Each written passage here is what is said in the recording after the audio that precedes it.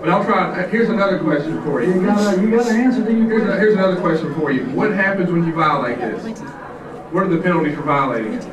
Again, the bill doesn't have all that. The bill just says that we're going to extend to all citizens the right to vote in private. So, I mean, so if somebody engages in conduct that violates the statute, what's their penalty? This bill doesn't address the penalty. So there's that person. It doesn't do that. There's no penalty for it? This bill doesn't address that. So, just for your sake, you wouldn't go back to the federal code and say, well, if you violate this act, these are your penalties. You don't know what your penalties are on your own bill. All this bill extend to the employee the same rights that we all enjoy. What is the penalty? It's not part of the bill. What happens when you violate it? It has nothing to do with the bill. How does, okay. It has nothing to do with the bill. Wait a minute. You're proposing legislation that assumes to stop activity. That gentleman doesn't presume to stop any activity. Well, if Representative Canfield could better answer my question, then I would prefer him go to the, could you yield the microphone to Representative Canfield? Because he's answered everybody's question. I haven't gotten a response from you from anything yet.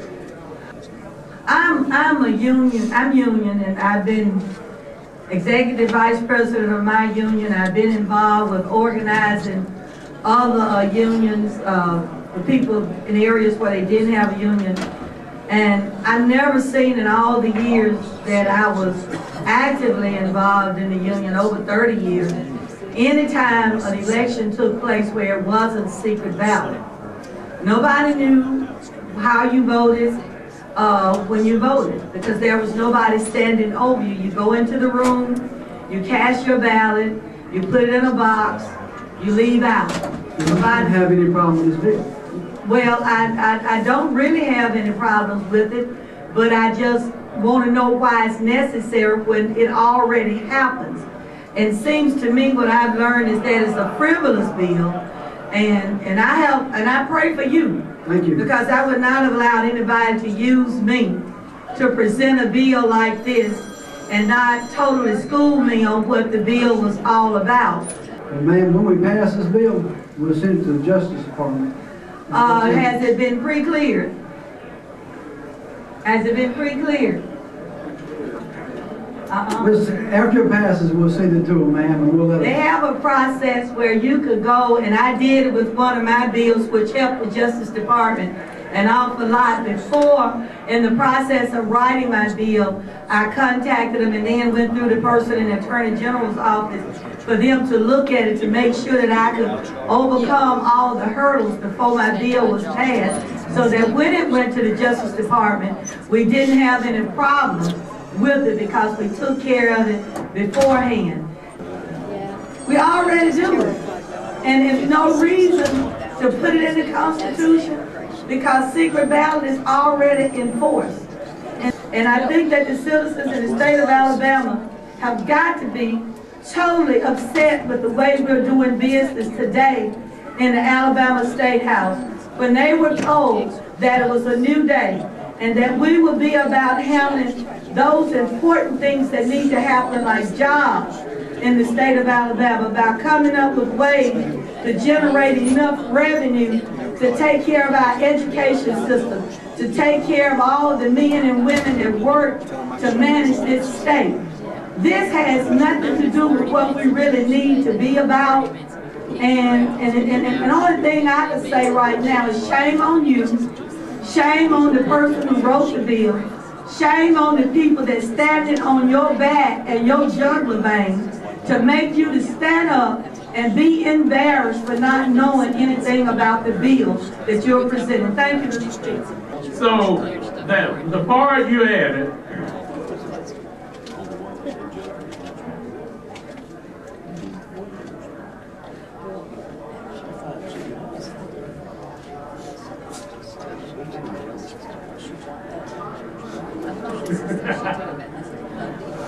you and I might as well. I'm waiting on the conversation. Come on, Reverend. Can you and I talk again now? Let's try. Are we ready? We'll try. I was talking with the speaker and we were doing fine. Y'all doing a good job. If y'all really need to, come on. You need to talk a little bit more. Come on. Okay. All right. For a little while.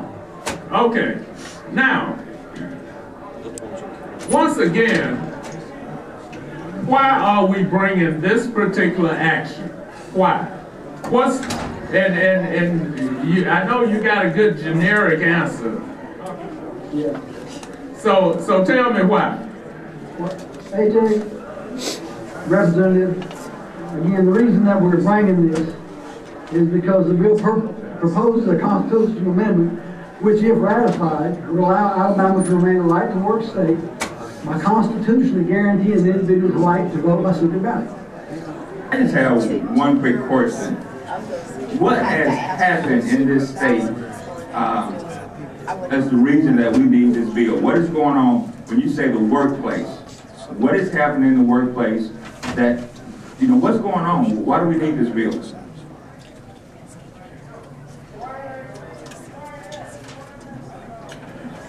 Legislation like this has been adopted in 4 states. Again, this is a direct response to federal efforts to exceed its constitutional limitations under the 10th Amendment. This came from a federal attempts to legalize union organization votes to be taken in a public setting. It protects the rights of the individuals, it protects the individual's rights to vote in private, even in a workplace setting, when a vote for a union organization takes place. What has happened in Alabama? Just guarantees the right. It just guarantees the right of a private, secret ballot. Do you think that this state should be expanding government, getting involved in the private sector, and what happens with unions and in the workplace?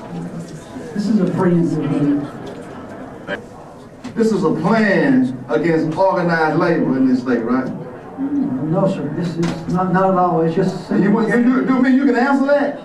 labor ain't got nothing to do with this. Labor had nothing to do with it. Simply to guarantee the right to a private secret ballot. I think we anybody. I keep saying I keep going back to that. I think we already gone through that. I thought we were clear. Guaranteed the right. Clear on this. And that's So you've never been on the opposite side of this.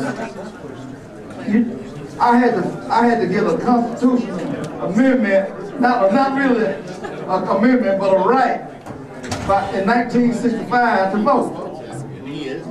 And every so many years they have to renew that right because they won't put it in the Constitution. And then you're going to bring a bill to guarantee somebody's right, to vote through a constitutional amendment, and it's going to cost the state money, and it's not a public entity. It's a great bill.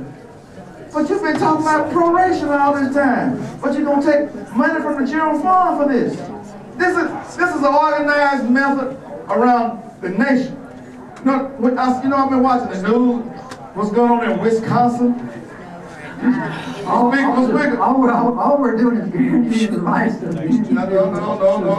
And I got all these brains talking to you. You can't speak on your own. I want you to speak for yourself. And secret ballots, I'm so glad they had secret ballots. Because I know some people be very embarrassed knowing that you come down here with a bill and they voted for you like this. I mean, it's some people, wherever your constituents are. But you need to understand that we are fighting for the rights, the same rights. But we don't need a constitutional amendment to make that happen. See, you're doing it from another perspective. And I love you. I know you do. Because the Bible said I have to.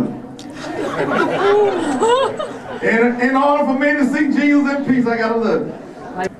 I have looked at the changes that have taken place in this body, and certainly last November was a dramatic change, a flip-flop of the House. And I know that a lot of people who got elected and a lot of people who pushed for the election of those members, they talked about conservative values, they talked about being conservative. But I'm going to tell you something, at the rate that you guys are going, and I'm not trying to personalize this, you begin to look more like radicals than you are conservative. You begin into this conservative, you're almost going to, the tack that you're taking, the attack on people, the attack on the middle class, the attack on education, the attack on unions, you keep up, and I hope that the public take note of what transpired here in this House. And you know, this label that you had, conservative, may have done well this last cycle, but you're looking more and more like radical in terms of what you're doing to the people of the state. Thank you, Mr. Speaker.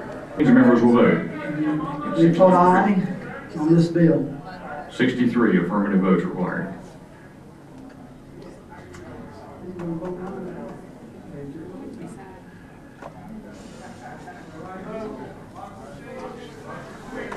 All right, clerk will lock the machines and record the vote. 63 ayes, 31 nays. The bill is passed.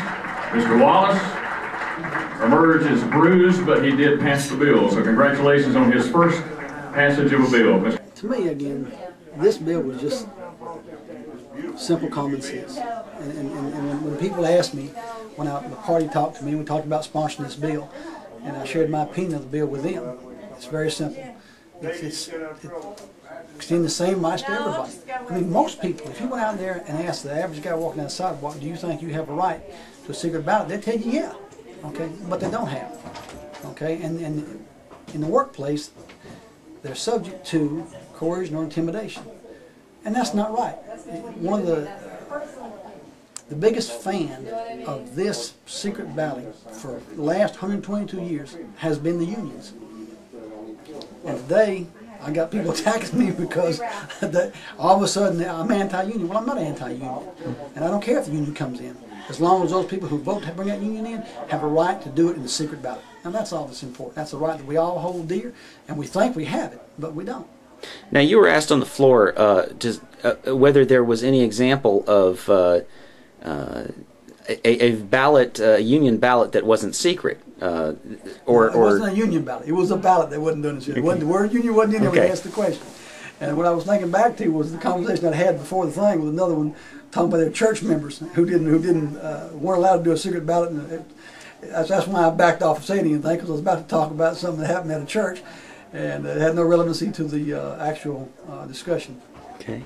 Now, the sense that I got reading the bill the first time was that it seemed like it was sort of meant to oppose Employee Free Choice Act or card check, which didn't pass the 111th Congress and never even came up for a vote, and it doesn't look like it's going to be taken a vote in the 112th Congress. So there was some question on the floor that seemed like, what is the urgency of this bill? And I'm going to ask you one more time to just tell me why do you feel that this bill is so vital to pass? This is one of the Handshake with Alabama bills that we as Republicans said that if you elect us, we'll do. Okay. It was important that we did what we said we would do when we said we'd do it, and we made it a priority. And again, I just happen to think it's a great bill.